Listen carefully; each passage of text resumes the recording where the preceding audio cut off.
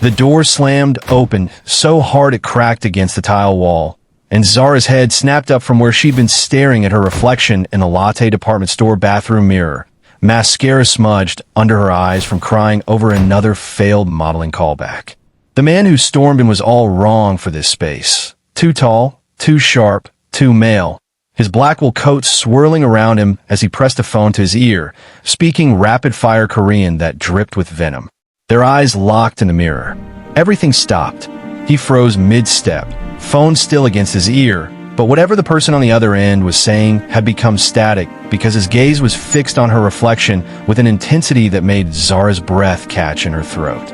She should say something, should point to the pink sign on the door, should do anything except stand there while this gorgeous, terrifying stranger stared at her like she'd just answered a question he'd been asking his whole life.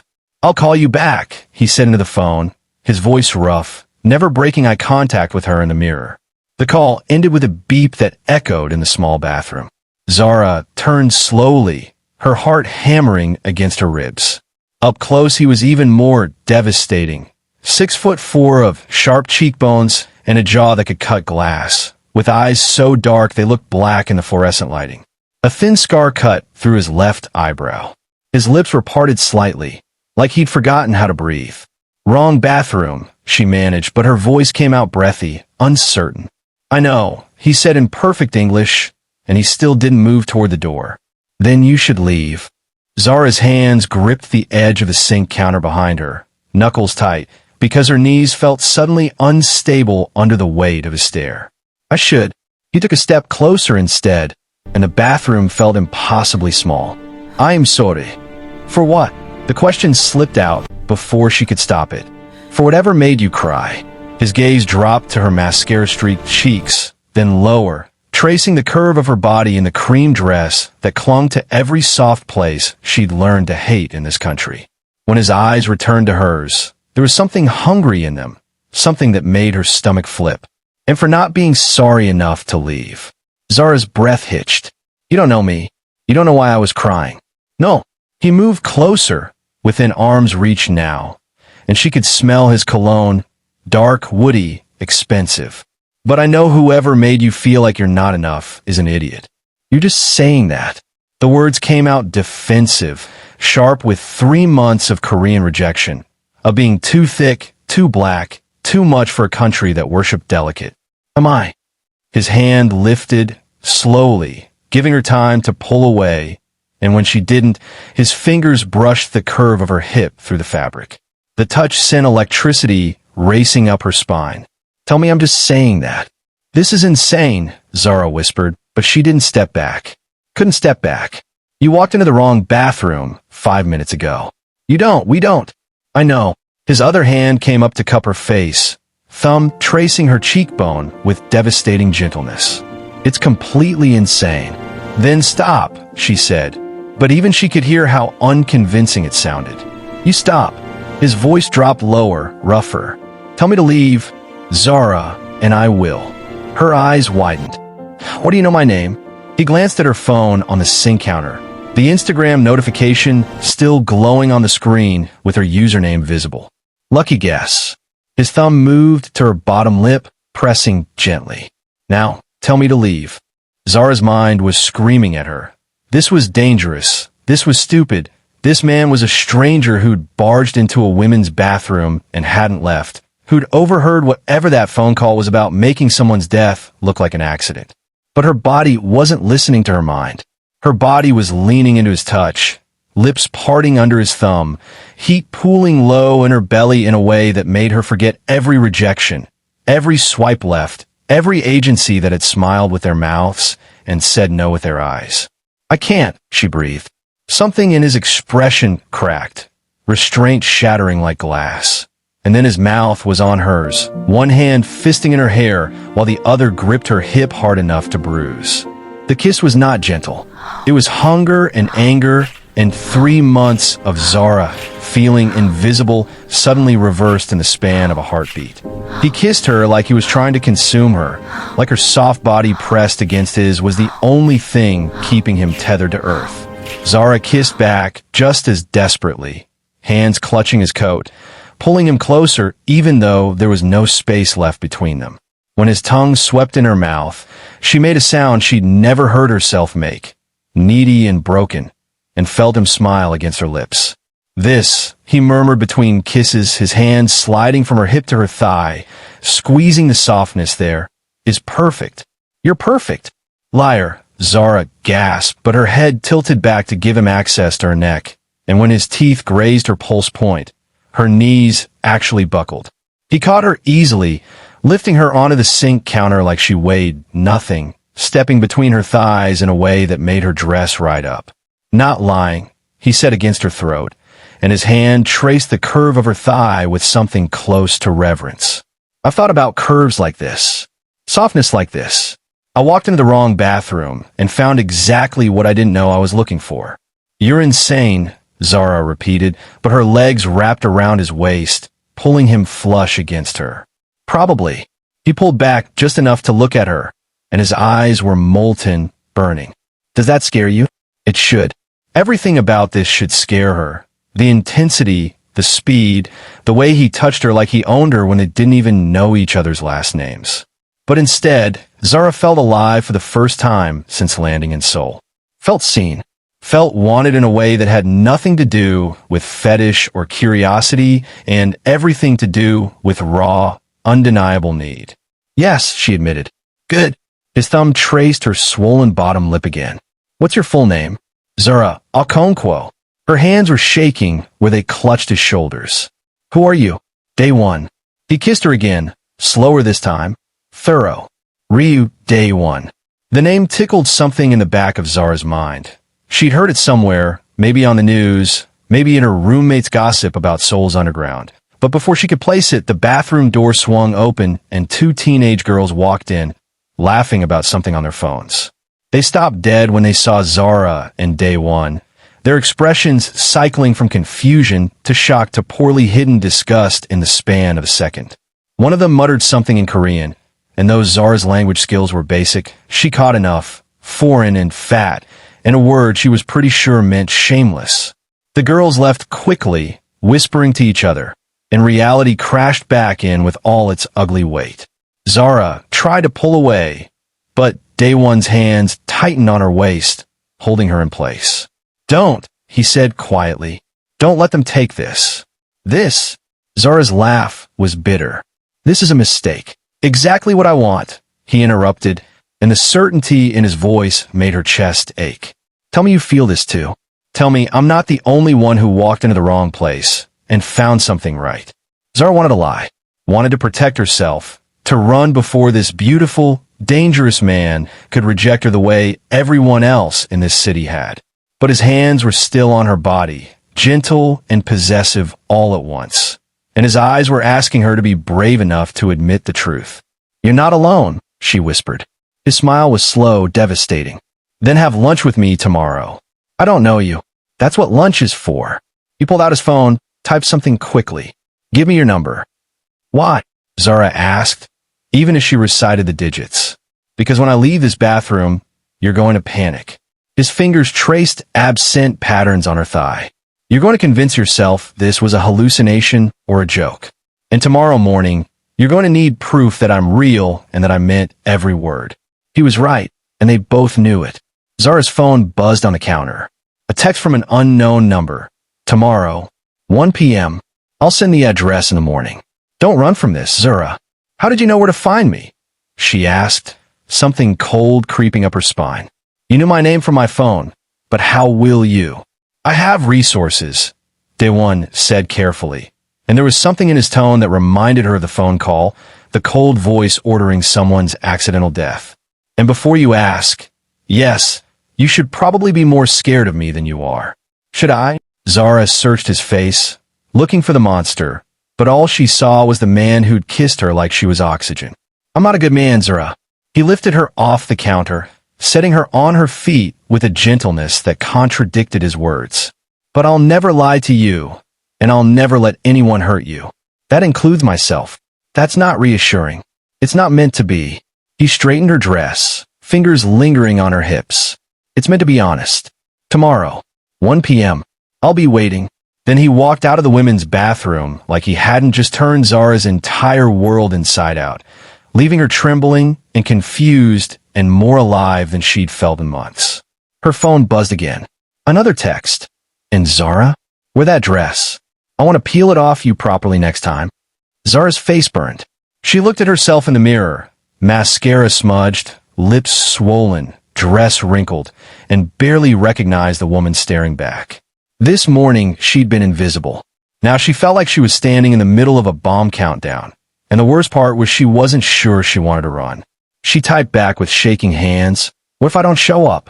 His response came immediately. "Then I'll come find you at that Nigerian restaurant in Dae-won. And we'll have this conversation in front of your coworkers. Your choice." Zara stared at the message, ice and heat warring in her stomach. He'd somehow found out where she worked in the span of minutes. That should terrify her. It did terrify her. But underneath the fear was something else, something reckless and hungry that had been starved for too long on rejection and invisibility. She screenshot the messages and sent them to her roommate Kayamika with one text. "Emergency. Need to talk now." Kayamika's response was immediate. "Girl, where are you? You've been gone for 2 hours. I'm about to call the police." Zara looked around the bathroom. The scene of the crime, the place where her life had split into before and after, and texted back, "I'm okay. I think. Coming home now. You're not going to believe what just happened. Try me." Zara took a shaky breath and typed, "I think I just kissed a gangster in a department store bathroom, and I think I'm going to see him again tomorrow." The response was just a string of shocked emojis and one final message. "Coming home right now. Don't you dare go to sleep before I get the full story. And babe, if he's half as fine as this sounds crazy, go. But share your location with me first." Zara laughed despite herself. But the sound was hollow because she could still feel Dae-won's hands on her body, could still taste him on her lips, could still hear his voice promising he'd find her. This was insane. This was the beginning of something that would probably destroy her. And the most terrifying part was that she was going to show up tomorrow anyway. Because for the first time since arriving in Seoul, since every casting director had thanked her politely and chosen someone smaller, since every dating app match had fetishized or ghosted her, since she'd started believing that thick thighs and soft curves were a mistake in a country that worshipped sharp angles, someone had looked at her body like it was art, like it was exact. Zara didn't sleep that night. She lay in her narrow bed staring at the ceiling while Kayamika paced their shoebox apartment, oscillating between excited squealing and dire warnings about stranger danger. The text from Dae-won sat on her phone like loaded guns. The address he'd sent at 6 a.m. was in Gangnam, some high-rise building she'd walked past 100 times and never imagined entering. "You're actually going," Kayamika said around 11 a.m., watching Zara reapply mascara for the third time. It wasn't a question. "I'm actually going," Zara confirmed, hands shaking as she smoothed down the same cream dress from yesterday. He told her to wear it. The memory of his hands on her hips, his voice promising to peel it off properly, made heat pool low in her belly. "Girl." Kayamika sat on the bed, expression serious. "I love that you're finally getting some attention that isn't fetish-wide bullshit. But this man tracked down your workplace in hours. He kissed you in a public bathroom. He's either your soulmate or a serial killer. Could be both," Zara muttered, checking her reflection. The woman staring back looked nervous and alive, and nothing like the girl who'd cried over Instagram comments yesterday. "Share your location with me. Text me every 30 minutes. And babe," Kayamika grabbed her hand, "if anything feels wrong, not just scary but wrong, you leave. Promise me." Zara promised, even though she wasn't sure she could keep it. The building in Gangnam was all glass and steel, the kind of place with a doorman who looked at her twice, once in surprise, once in poorly masked judgment. She gave Dae-won's name and watched the doorman's expression shift from dismissive to carefully blank in a heartbeat. Suddenly, she was being escorted to a private elevator that required a key card, rising so fast her ears popped. The penthouse opened directly into his apartment. No hallway, just immediate luxury. Floor-to-ceiling windows overlooked Seoul like the city was a toy, and the space was decorated in blacks and grays and sharp edges that matched its owner perfectly. Zara stood in the entryway, suddenly aware of how out of place she was, how this felt less like a date and more like walking into a beautifully decorated trap. "You came." Dae-won's voice came from the kitchen area, and when Zara turned, her breath caught. He was wearing dark slacks and a white dress shirt with the sleeves rolled up, looking somehow more devastating in casual clothing than he had in yesterday's coat. His hair was slightly damp like he'd just showered, and when he smiled, really smiled, not the intense predatory look from the bathroom. He looked almost human. "You threatened to show up at my work," Zara said, trying for defiant, but landing somewhere closer to breathless. "I would have." He moved toward her with that same fluid grace, and she noticed he was barefoot, which felt intimate in a way that made her stomach flip. "But I'm glad you saved me the trip. Are you hungry?" "Starving," she admitted, and watched his smile widen. "Good. I made lunch." That surprised her enough to follow him to the kitchen, where he'd laid out a spread of Korean dishes that smelled incredible. Kimchi jjigae, japchae, perfectly grilled mackerel. It was too much food for two people, and clearly homemade. "You cooked all this?" Zara asked, sliding onto a bar stool. "Don't sound so shocked." Dae-won plated food with practiced efficiency. "I live alone. The choice was learn to cook or survive on convenience store triangle kimbap. Somehow I pictured you having a private chef. Eat dull. For entertaining." He set a plate in front of her. "But this isn't entertaining. This is me trying to convince you I'm not just the psychopath who cornered you in a bathroom." "How's that going?" Zara picked up chopsticks, hyper-aware of how close he was standing. "Ask me after you try the jjigae." She did, and it was perfect, spicy and rich and complex. Despite her nerves, Zara found herself eating, drawn into easy conversation about food in Nigeria and how she'd ended up in Seoul, chasing modeling dreams that seemed increasingly stupid in hindsight. "Not stupid," Dae-won said, refilling her water. "Optimistic. There's a difference." "Optimistic is just stupid with better marketing," Zara countered, and he laughed. A real laugh that crinkled the corners of his eyes and made him look younger. They talked for an hour, maybe more, and Zara felt herself relaxing despite every instinct screaming that this was dangerous. He asked about Benin City, about her family, about why she kept trying a country that clearly didn't want her. She found herself telling him things she hadn't told anyone, about her mother's disappointment, about feeling too African for Korea and too Western for home, about the specific loneliness of being visible and invisible at the same time. "Yesterday," she said finally, setting down her chopsticks, "before you walked in, I was crying because some girls from my language class posted about how Korean sizing fits normal people. They tagged me in the comments." She forced herself to meet his eyes.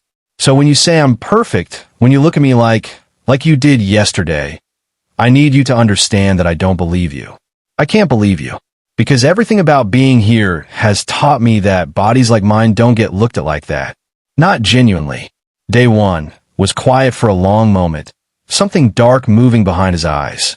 Then he stood, moving around the counter until he was directly in front of her, close enough that she had to tilt her head back to see his face. "Stand up," he said quietly. "Why?" "Because I'm going to prove it to you." Zara's heart hammered, but she slid off the stool.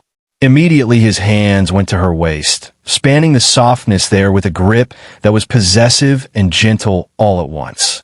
"This," he said, fingers pressing in her curves, "is not something I'm settling for. This is not a fetish or a curiosity or me trying something new." His hand slid lower to her hips, her thighs, mapping her body with deliberate intent. "I've spent 32 years walking past women who look like what this country says I should want. Thin, delicate, safe." His voice dropped to something rougher. "And I have never wanted any of them the way I wanted you the second I saw you in that mirror." Dae-won, "I'm not finished." He pulled her flush against him, and she could feel every hard plane of his body against her softness. "You want to know the truth? I walked into that bathroom angry. I just ordered a man's death. I was covered in blood, I'd already washed off, and I was furious at the world and everyone in it." His hand came up to cup her face. "Then I saw you, crying, soft, Real. And for the first time in a decade, I felt something other than rage. Zara's breath hitched. What did you feel? Hunger, he said simply. Want. The kind that makes you stupid. His thumb traced her bottom lip. You asked if you should be scared of me. The answer is yes. Because I'm not a good man, Zara. I've done things that would make you run. But I look at you, and I want to be better. And that terrifies me more than anything I've ever done. If you're feeling what Zara's feeling right now, that dangerous pull towards something you know you shouldn't want, hit that subscribe button because this story is about to get so much more intense. What do you do? Zara asked, even though part of her didn't want to know. For a living. For real. Dae-won's expression shuddered slightly. Do you really want that answer? I heard your phone call yesterday. Make it look like an accident. No weaknesses. So yes, I want the answer. He studied her for a long moment, and she watched him decide how much truth to give her. My family owns construction companies. Legitimate ones. But in Seoul, construction means city contracts, and city contracts mean knowing the right people. Paying the right people. And sometimes, he paused, sometimes people threaten to talk to prosecutors about those payments. And those threats need to be managed. Managed, Zara repeated flatly. Like making accidents happen. Like ensuring everyone remembers that silence is profitable. His hands tightened on her waist. I'm not going to lie to you and say I'm just a businessman. I'm not going to pretend my hands are clean. But I will promise you that the things I do, the violence I'm capable of, none of that will ever touch you. How can you promise that? Her voice was barely a whisper. You're telling me you're dangerous, that people die because you make phone calls and then promising I'll be safe? That doesn't make sense. It doesn't have to make sense. He leaned down, lips brushing her ear. It just has to be true. And it is. You're the first thing in years I've wanted to protect instead of destroy. Zara should run. Should call Kayamika. Should get on the next flight back to Lagos. Should do anything except tilt her head to give him access to her neck when his lips grazed her pulse point. But his hands were on her body like she was precious, and his voice was raw with something that sounded dangerously close to need, and she'd been invisible for so long that being seen, even by a monster, felt like finally breathing. This is insane, she whispered. You said that yesterday. His teeth scraped her throat gently. Right before you kissed me back. Because I'm stupid. No. He pulled back to look at her, and his eyes were molten. Because you feel it too. This thing between us, that doesn't make sense. His hand slid up her spine. Tell me you don't feel it. Tell me you don't want me to kiss you right now, and I'll call you a car. You'll never hear from me again. Zara opened her mouth to say exactly that, to end this before it destroyed her. But what came out instead was, I feel it. God help me, I feel it. His kiss was different this time. Slower, deeper, thorough in a way that made her knees weak. He backed her against the counter, hands roaming her curves with clear intent, and when she gasped against his mouth, he swallowed the sound like it belonged to him. This wasn't the desperate collision of yesterday. This was a claiming. Zara's hands fisted in his shirt, pulling him closer even though there was no space left between them. When his hand slid under her dress, fingers tracing the inside of her thigh, she made a sound that was half protest, half plea. Bedroom, he murmured against her lips. We shouldn't. I know. His hand moved higher, thumb brushing against lace, and Zara's hips bucked involuntarily. Tell me to stop, Zara. She couldn't, wouldn't. Instead, she whispered, don't stop. Something in him snapped.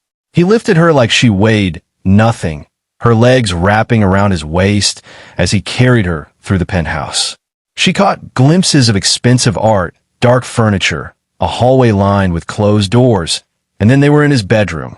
All black sheets and floor-to-ceiling windows that made it feel like they were floating above Seoul. He set her on the bed with surprising gentleness, then stood back, just looking at her. Zara felt exposed under that gaze, every insecurity rising to the surface. But before she could cover herself, he shook his head. Don't, he said roughly. Don't hide from me. I'm not hiding. But her hands had moved to her stomach instinctively, and they both knew it was a lie.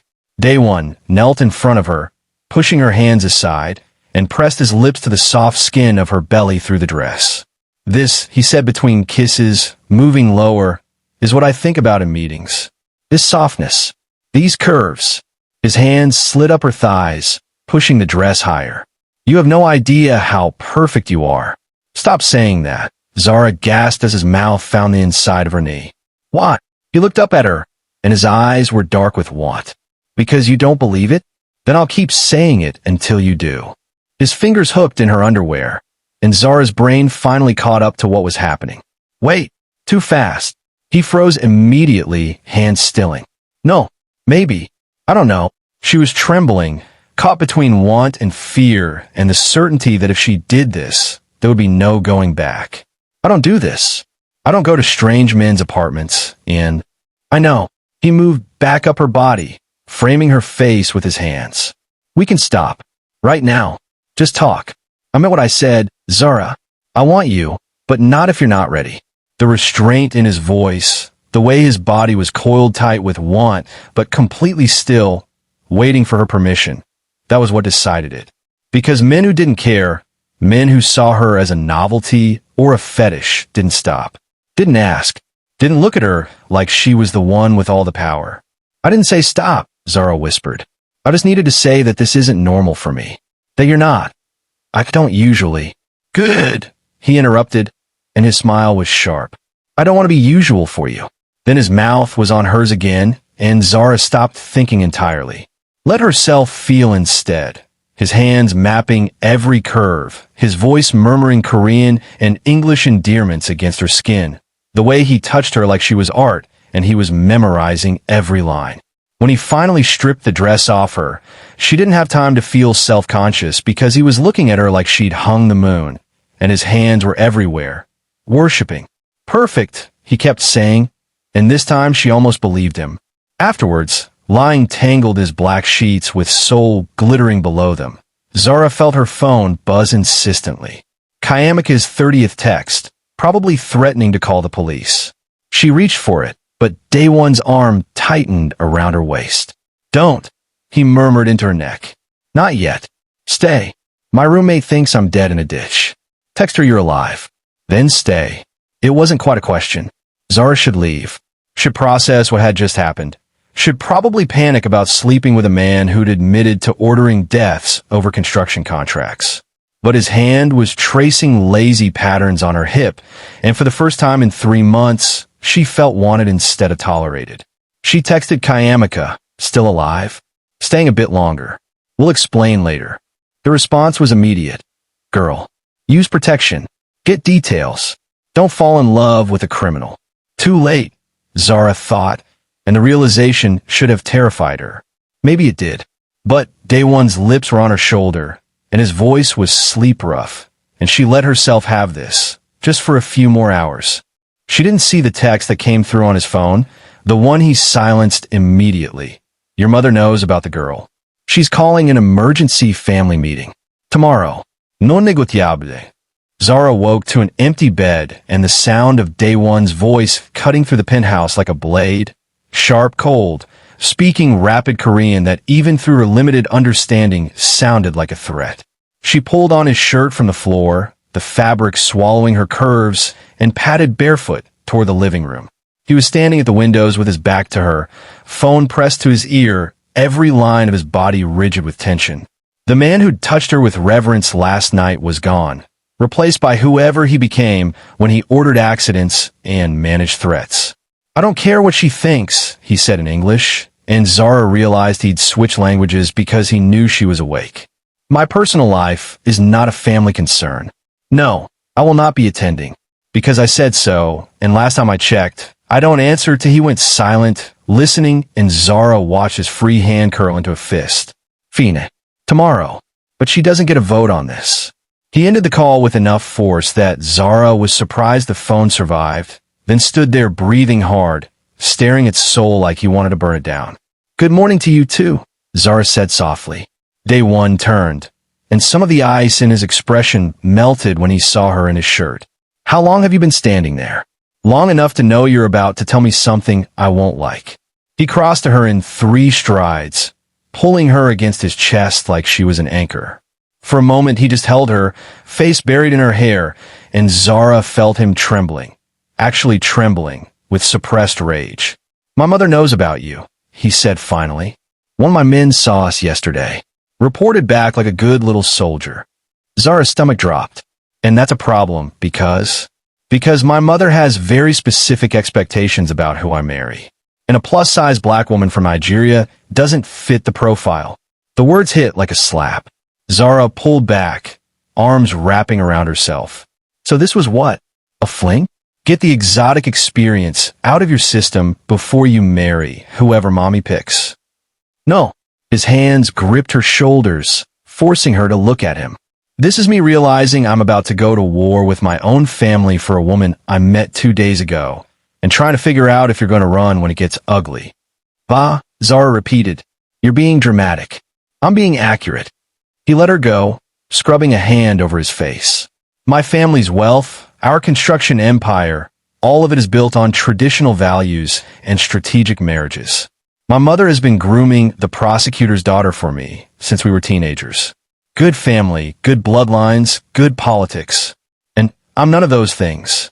You're better than all of those things, Dae-won said fiercely. But they won't see it that way. Tomorrow there's a family dinner. My mother, my uncle who runs the Seoul operations, probably half the board. They're going to offer me an ultimatum. End this now, marry who they choose, or face consequences.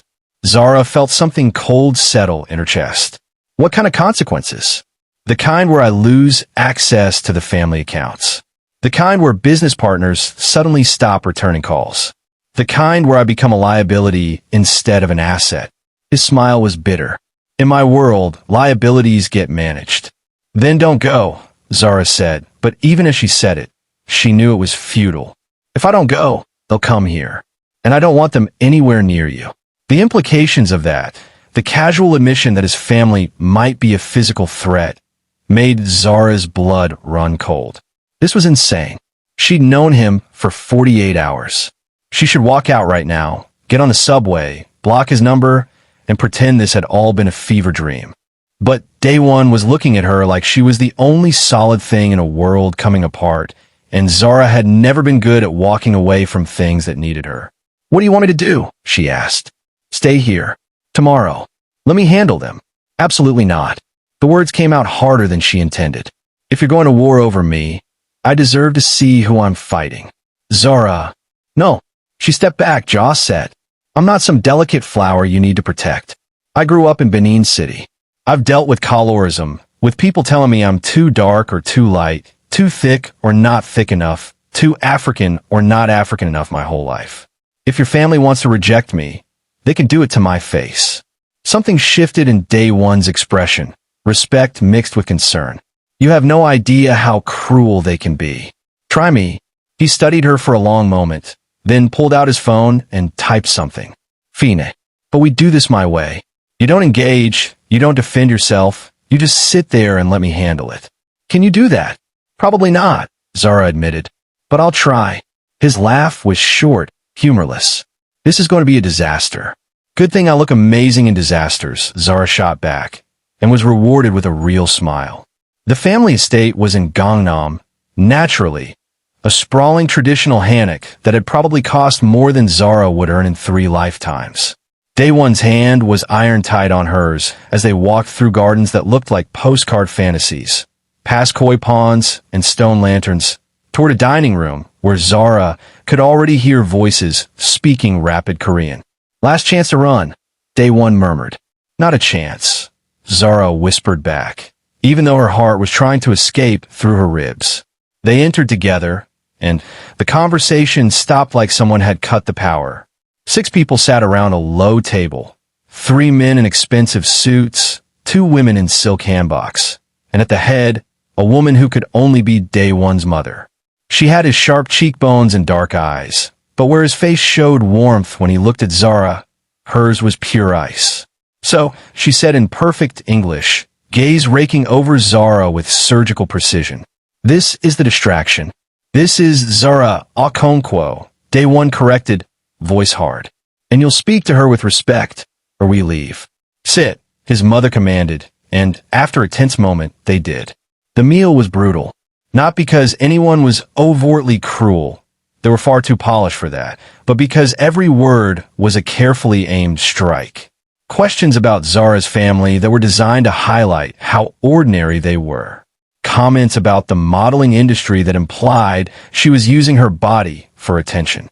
Observations about cultural differences that made it clear she would never belong. Zara sat through it with her head high, channeling every ounce of her mother's dignity, every lesson learned from growing up in a world that constantly questioned her worth. She didn't engage, didn't defend, just existed in the space they wanted to deny her. Then Dae-won's uncle leaned forward, smile sharp as a knife. "Tell me, Miss Okonkwo, what do you know about our family's business?" "Enough," Zara said carefully. "Enough," he repeated, amused. "And it doesn't concern you? The nature of what we do. Should it?" Zara met his eyes. "I'm not here to judge Dae-won's work. I'm here because he asked me to be." "How progressive," his mother said, voice dripping acid. "And tell me, dear, what exactly do you think this is? This little romance?" "Mother," Dae-won started, but she cut him off with a gesture. "No, I want to hear her answer. What do you think happens now? You've had your fun. He's had his rebellion or curiosity or whatever this is, and now what? You think he marries you? Brings you to board meetings? Makes you the face of our family?" Zara felt something sharp lodge in her chest, but she kept her voice steady. "I think that's between me and Dae-won." "There is no between you and Dae-won," his mother said, and now the silk gloves were coming off. "There's family legacy, business partnerships, political alliances. There is the reality that my son needs a wife who understands our world, who can move in our circles, who looks the part." Her gaze raked over Zara's body with undisguised disgust. "Korean men don't marry women like you, dear. They sleep with them. They keep them as novelties. But they don't build lives with them." The words hit like physical blows. Every insecurity Zara had ever carried suddenly validated by this elegant woman in silk. She felt Dae-won go rigid beside her, felt him about to explode, but before he could, Zara spoke. "You're right," she said quietly, and watched surprise flicker across every face at the table. "Korean men probably don't marry women like me, because women like me don't perform delicate very well. We don't apologize for taking up space. We don't make ourselves smaller to fit into boxes that were never built for us." She stood, and now her voice was steel wrapped in velvet. "But I'm not here because I want to marry into your family or your legacy.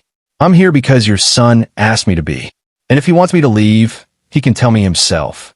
She turned to Dae-won, whose expression was caught between fury and something that looked dangerously close to awe. "Do you want me to leave?" "No," he said immediately, standing with her. "We're both leaving." If you're on the edge of your seat wondering what happens when Zara and Dae-won walk out on his family, smash that subscribe button, because the real danger is just beginning. His mother's voice stopped them at the door. If you walk out with her, you walk out on everything. The business, the money, the protection our name gives you. Is she really worth all of that, Dae-won? He turned back, and when he spoke, his voice was the coldest thing in the room. "Yes, she is. And the fact that you can't see why says more about you than it does about her." They made it to the car before Zara started shaking. Dae-won drove in silence, jaw tight, hands white-knuckled on the steering wheel. When they finally pulled into his building's garage, he killed the engine and just sat there, breathing hard. "I'm sorry," he said finally. "I'm so fucking sorry. I knew they'd be cruel, but what she said about you, was nothing I haven't heard before," Zara interrupted, but her voice cracked on the words. "Maybe not that bluntly, but the message is always the same. Women who look like me don't get fairy tales. We get fetishized or ignored, but we don't get chosen. I chose you," Dae-won said fiercely, turning to face her. "The second I saw you in that bathroom, I chose you.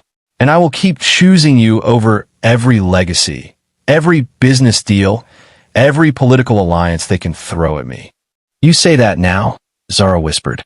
"But what happens when you lose everything? When your family cuts you off and your business partners disappear and all you have left is me? Will I still be worth it then?" "Yes." He cupped her face, thumbs wiping away tears she hadn't realized were falling. "Because everything without you is just expensive emptiness. And I've had enough of that to last a lifetime." Zara wanted to believe him. God, She wanted to believe him so badly it hurt. But she learned not to trust beautiful promises from beautiful men. "Take me home," she said instead. "To my apartment. I need to think." Pain flashed across his face, but he nodded. "Okay, but Zara, this isn't over. Whatever you're thinking right now, that you're not worth the fight, that I'll regret choosing you, it's wrong. And I'm going to prove it to you." He drove her home in silence, walked her to her door like a gentleman, and only when she was inside with the door closed between them did Zara let herself fall apart. Kayamika found her on the bathroom floor 20 minutes later, sobbing so hard she couldn't breathe. "What happened?" Kayamika demanded, gathering her into a hug. "What did he do?" "Nothing," Zara choked out. "He did everything right.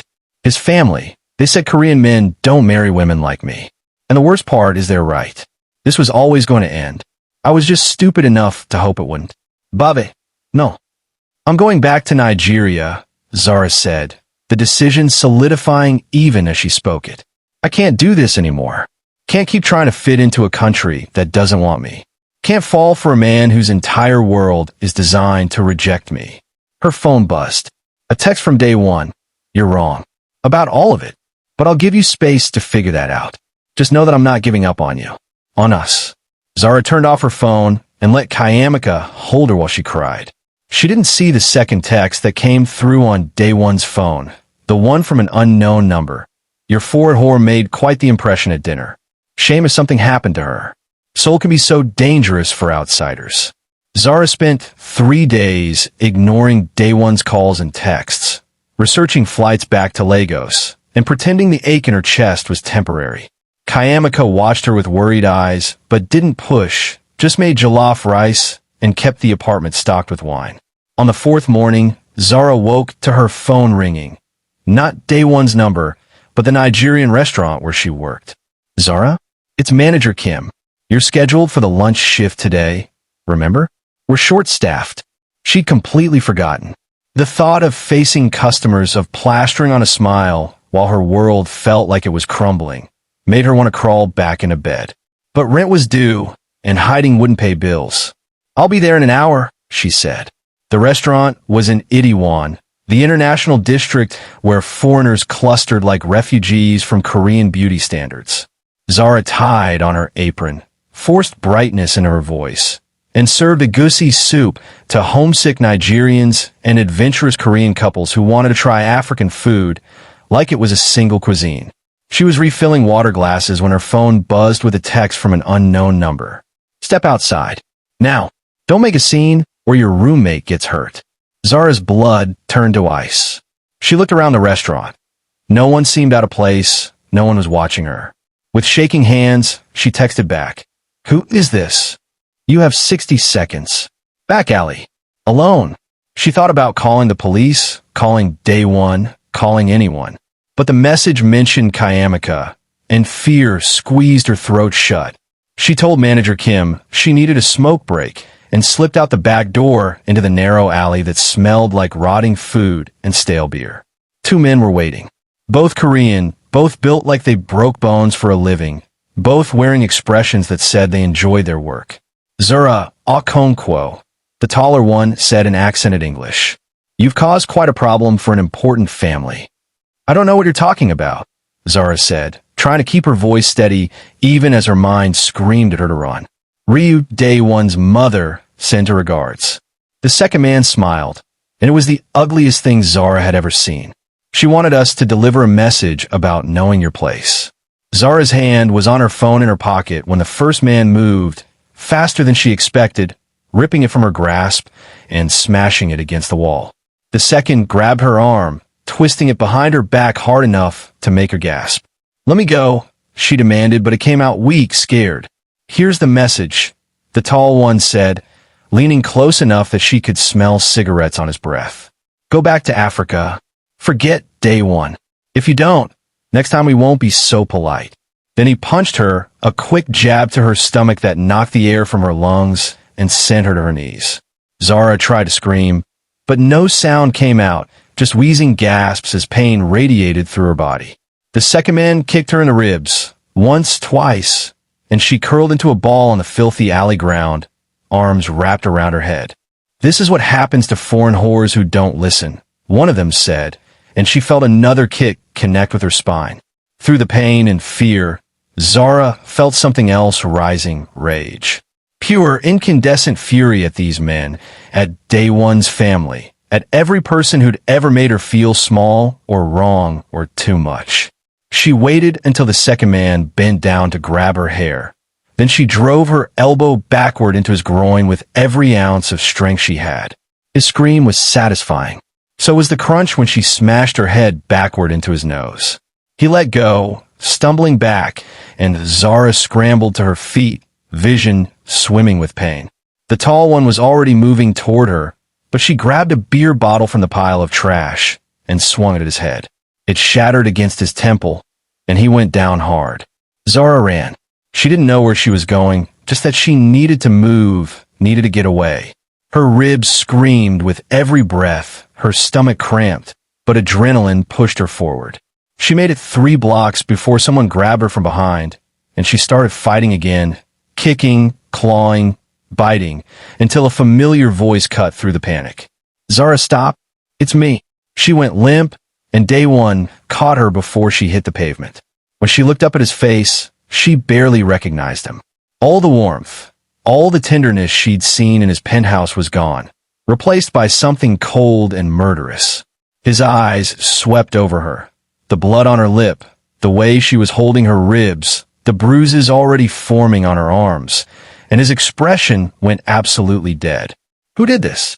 His voice was eerily calm, which was somehow more terrifying than if he'd been screaming. "Your mother's men." Zara managed through the pain. "2 of them. I fought, I got away." "Where are they?" "Back alley. Behind a restaurant." "Dae-won, they said if I didn't leave Korea." She didn't get to finish. He was already moving, pulling out his phone and barking orders in Korean. Within minutes, 2 black SUVs appeared, and men in dark suits emerged. Dae-won handed Zara to one of them, a woman with kind eyes who looked horrified at the state of her. "Take her to Dr. Yoon. Now, and don't leave her alone for a second." "What are you going to do?" Zara asked, even though she already knew. Dae-won cupped her face with devastating gentleness, his thumb brushing her split lip. "Why should I have done the moment they threatened you? I'm going to remind everyone why they used to be afraid of me." Then he was gone, and Zara was being ushered into an SUV, driven to a private clinic where a doctor examined her with professional efficiency. Bruised ribs, minor concussion, various contusions, but nothing broken. She should feel grateful for that. Instead, she felt numb. If your heart is pounding wondering what Dae-won is about to do to those men, hit subscribe, because this story is about to prove that love doesn't conquer all, it burns everything else down. The woman who'd brought her. She introduced herself as Min SEO, Dae-won's head of security, stayed close, answering questions Zara was too tired to ask. Yes, Dae-won had been having her followed for protection. Yes, he'd gotten an alert the moment her phone was destroyed. No, she didn't want to know what was happening in that alley right now. But Zara did want to know, needed to know, because if Dae-won was killing people for her, she couldn't pretend anymore that this was just romance, just passion, just 2 people who'd accidentally found each other. Her phone, a new one that Min SEO handed her, buzzed. A text from Dae-won. "It's handled. I'm coming to you." Zara stared at those words. Handled.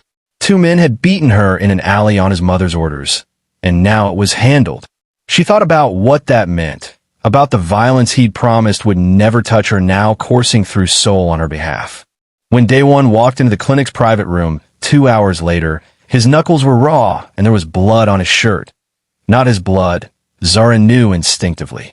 He looked at her on the examination table, bandaged and bruised, and something in his face cracked open. "I'm sorry," he said, and his voice was wrecked. "I'm so fucking sorry. This is my fault. I should have protected you better. I should have." "What did you do?" Zara interrupted. "To those men." "What did you do, Dae-won?" He was quiet for a long moment. "What I had to. That's not an answer. It's the only answer I can give you." He moved closer, carefully like she might break. "They'll never touch you again. Neither will anyone else my family sends. I've made that very clear. By killing them, the question hung in the air between them. By making them understand that you're not negotiable. That anyone who hurts you answers to me. And yes, Zara, that means violence. That means blood. That means doing things you probably can't forgive me for. His hand was shaking as he reached for her, then stopped, like he didn't have the right to touch her anymore. You wanted the truth about who I am. This is it. When someone threatens what's mine, I don't call lawyers or file complaints. I handle it the way my world has always handled things. Zara looked at this man, this beautiful, damaged, dangerous man who'd started a war with his own family for her, who'd just committed murder or worse because she'd been hurt and felt something shift inside her chest. Not horror like she expected, not even fear, just a strange, terrible clarity. Your world is insane, she said. I know. Your mother sent men to beat me in an alley and tell me to go back to Africa. I know. His voice broke. And I will spend the rest of my life making sure nothing like that happens again. By being a monster? Yes. He didn't flinch from it, didn't try to soften it. If that's what it takes to keep you safe, then yes. I'll be the monster.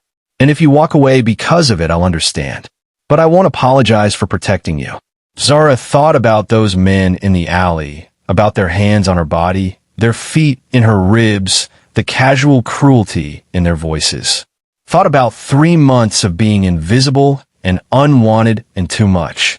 Thought about Dae-won looking at her curves like they were treasure, about his hands worshiping places she'd learned to hide. I should leave, she whispered. I should go back to Nigeria and forget this ever happened. You should, Dae-won agreed. You should run as far from me as you can get. But I don't want to. The admission felt like stepping off a cliff. God help me, I don't want to. Even knowing what you are, what you've done, I still want this. Want you? How messed up is that? Very, he said, and now his hands were on her face, gentle despite the blood still drying on his knuckles.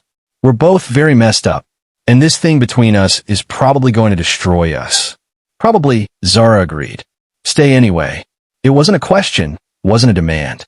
Just a raw plea from a man who'd run out of ways to protect his heart. Stay, and let me prove I can build something with you that's worth the wreckage. Zara thought about all the reasons she should say no. Thought about his violent world, his dangerous family, the impossibility of forever when everything was stacked against them. Then she thought about the bathroom where they'd met, about the way he'd chosen her over legacy, about the certainty in his voice when he called her perfect. Okay, she whispered. I'll stay. But Dae-won, if we're doing this, if I'm choosing you in your terrifying world, then you don't get to protect me from it anymore. No more hiding the violence. No more pretending you're not exactly who you are. You want the monster? His smile was bitter. All of it. I want the truth. All of it. Even the parts that scare me. She laced her fingers through his bloody ones. Because if I'm going to love you, and I think I already do, which is absolutely insane, then I need to love all of you. Not just the man who cooks me lunch and looks at me like I'm art. Dae-won's breath hitched. You love me. I really, really shouldn't, Zara said. But yes, I think I do. He kissed her then, careful of her split lip, reverent despite the violence still humming under his skin. When he pulled back, his eyes were wet. I love you too, he said. Enough to burn the whole world down if it tries to take you from me. That's not healthy, Zara pointed out. No, he agreed. But it's true. Minasio cleared her throat from the doorway, and they both turned. Her expression was grim. Sir, your mother is calling an emergency board meeting. She's moving to have you removed from all company positions. And she hesitated. There's a warrant being prepared. For the incident in the alley. Someone talked. Dae-won's jaw tightened, but he didn't look surprised. How long do we have? 24 hours. Maybe less. He nodded slowly, then looked back at Zara. Last chance to run. Because if you stay, this gets so much worse before it gets better. Zara thought about Benin City, about her mother's disappointed face when she'd left, about coming home defeated and broken. Then she thought about Dae-won's hands on her body, his voice calling her exact, the way he'd looked at his family and chosen her anyway. I'm not running, she said. But we need a plan.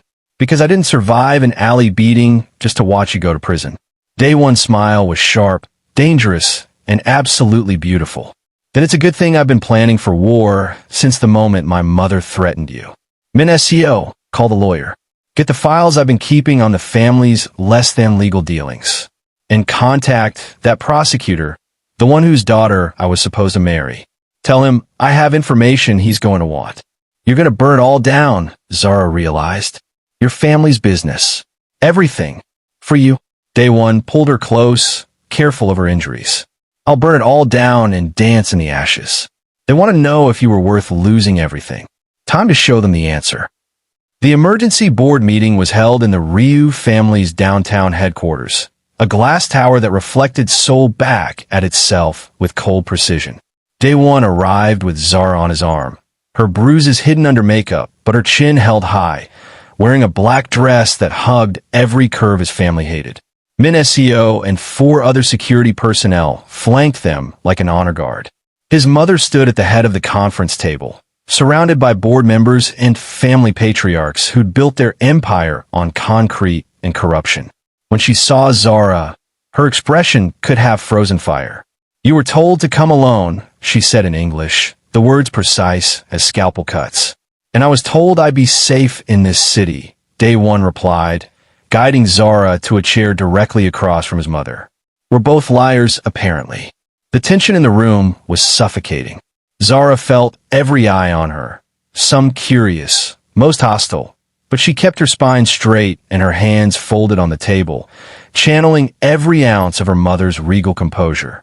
This meeting, Dae-won's uncle began, has been called to address your recent instability. The incident yesterday, involving 2 of our contracted security personnel. You mean the men who beat my girlfriend in an alley on my mother's orders? Dae-won interrupted, his voice casual. Let's use accurate language. His mother's jaw tightened. Those men were delivering a message about appropriate boundaries.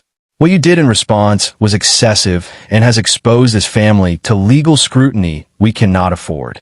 Then you should have thought of that before you ordered them to put their hands on her. Dae-won leaned back in his chair, and Zara recognized the predatory stillness in his posture. But we're not here to discuss my response. We're here because you want to remove me from the board and install someone more controllable. Isn't that right, Mother?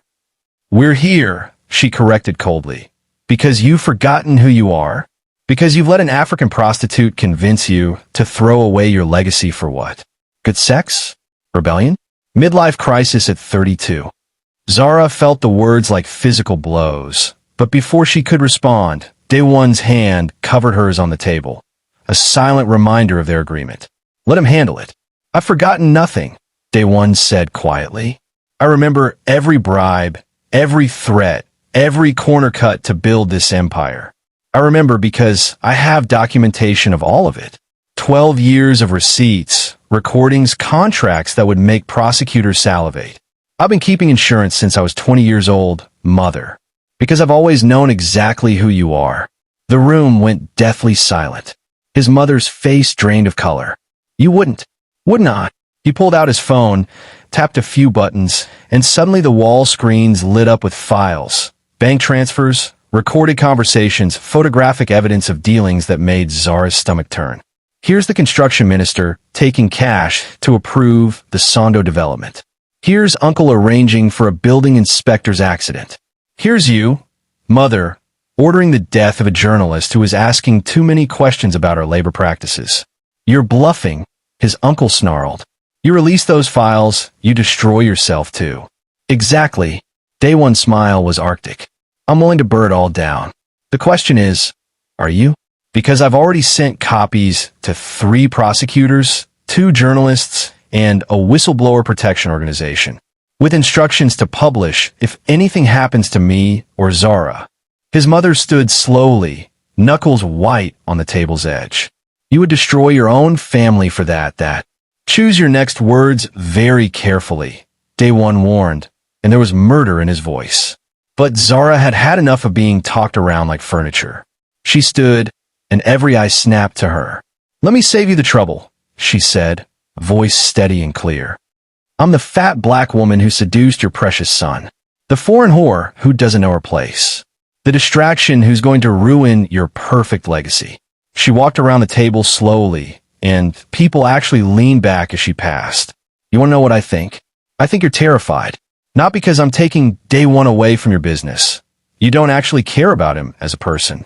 You're terrified because I represent everything you've spent generations pretending doesn't exist. Messy humanity, real emotion, the possibility that your son could choose love over power. If you're cheering for Zara right now, if her words are giving you chills, hit that subscribe button because you need to see how this ends. She stopped in front of Dae-won's mother, looking up at the elegant woman who'd ordered men to beat her. You said Korean men don't marry women like me, that they keep us as novelties. And you know what? You're probably right about most Korean men. But Dae-won isn't most men. He's the one who looked at me, all of me, including the parts this country says are too much, and said you're exact. Zara's voice dropped lower, harder. So here's my message to you. I'm not going anywhere. And every time you look at me, every time you see him choose me again, you'll remember that your perfect control meant nothing in the end. That love you can't understand or manipulate beat you. The silence that followed was absolute. Then Dae-won's mother laughed. A brittle, broken sound. You think you won? She asked Zara. You think love is enough? This city will eat you alive. His world will destroy you. And when it does, when you realize you can't survive here, he'll resent you for making him give up everything. Maybe, Zara agreed. Or maybe we'll build something new from the ashes of what you tried to control. Either way, it's our choice. Not yours. Dae-won stood, moving to Zara's side. The board vote doesn't matter anymore. I'm resigning from all positions effective immediately. The files stay sealed as long as you leave us alone. Leave Zara alone. But if I hear about another threat, another attempt to hurt her or intimidate her, everything goes public. Your empire falls, and I'll make sure everyone knows why. You're making a mistake, his uncle said. Walking away from billions for a woman you've known a week. 8 days, Dae-won corrected. And it's the first real choice I've made in my entire life. The rest of you can keep your blood money and your respectability politics. I choose her. He took Zara's hand, and they walked out together, leaving a room full of powerful people rendered powerless by the simple fact that they had nothing left to threaten him with. In the elevator down, Zara finally let herself shake. That was insane. We just declared war on one of the most powerful families in Seoul. We won. Dae-won corrected, pulling her close. They won't risk exposure. And even if they do come after us, I meant what I said. I'll burn it all down before I let them take you from me. So what now? Zara asked. You're unemployed, probably disowned, and we have targets on our backs. Now, he kissed her forehead. Now we disappear for a while. I have money they can't touch, properties outside Korea, and a very detailed plan for starting over. His smile was genuine this time, warm. How do you feel about Bali? Or Portugal? Somewhere we can breathe while the dust settles. I feel like you're insane, and I'm insane for following you. That's not a no. Zara laughed despite everything, the sound bubbling up from somewhere deep and slightly hysterical. It's not a no. But Dae-won, when we do settle somewhere, when we figure out what our life looks like, I need to work, build something of my own. I can't just be the woman you gave up everything for. I know. He cupped her face with both hands. I fell in love with your fire, Zara. I'm not trying to extinguish it. Whatever you want to build, restaurant, modeling agency, empire of your own, I'll support it. Partner in it if you want, or just cheer from the sidelines. But I'm not looking for someone to rescue or keep. I'm looking for an equal who's brave enough to rebuild the world with me. They made it to the parking garage before his phone rang. The prosecutor whose daughter he was supposed to marry. Dae-won answered on speaker. Ryu, I received your files. This is comprehensive. It is Dae-won agreed. And it's yours to do with as you see fit. The only condition is that Zara Okonkwo is kept completely out of any investigation. Done. And Ryu? Thank you. This family has been untouchable for too long. A pause. For what it's worth, my daughter is relieved. She never wanted to marry you either. Dae-won laughed, and it sounded lighter than Zara had ever heard him. Tell her she dodged a bullet. I'm a terrible husband prospect. I don't know about that, Zara said after he hung up. You cook, you're protective, and you're willing to commit federal crimes for me. Some women would find that charming. Just some women. He backed her against his car, hands on her hips, And despite the bruises and the exhaustion and the insanity of the last 8 days, Zara felt heat coil in her belly at his touch. Fine. This woman finds it charming. She pulled him down for a kiss that tasted like new beginnings and burnt bridges. When they broke apart, both breathing hard, she whispered, "Take me somewhere safe. Somewhere we can figure out how to be normal people who fell in love in a bathroom." "We're never going to be normal," Dae-won pointed out. "Then somewhere we can be our kind of abnormal without people trying to kill us." He kissed her again, softer this time. "I can work with that." 3 months later, Zara stood on a beach in Bali, her feet in the sand and the Indian Ocean stretching endlessly before her. Behind her, the small restaurant she and Dae-won had opened together was filling with dinner customers. A fusion place serving Nigerian food with Korean techniques, run by a plus-size black woman and her reformed gangster boyfriend, who'd given up an empire for love. Her phone buzzed.